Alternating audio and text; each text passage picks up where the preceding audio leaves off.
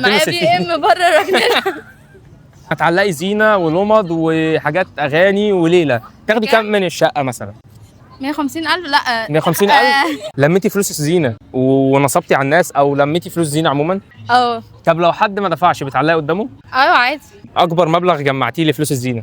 كنا بنلم 50 جنيه من الشقه، كنا بننصب عليهم. ايوه. انت بتعلقي لهم ايه؟ أيوة. زينه ايه دي؟ زينه رمضان، ما زينه بقى ولمض كنا بننور الشارع كل حاجه. ايوه. وبتركبوا سماعات عليها اغاني رمضان؟ لا انت كده بره الباكج. ايوه. لا انت لا واحنا بنعلق. ايوه طبعا كل الناس بتنزل طب خلاص، احنا لو جبناكي منطقه، اسرحي معايا كده، المنطقه بتيجي من هنا، بصي. ماشي. هتعلقي زينه ولمض وحاجات اغاني وليله، تاخدي كام من الشقه مثلا؟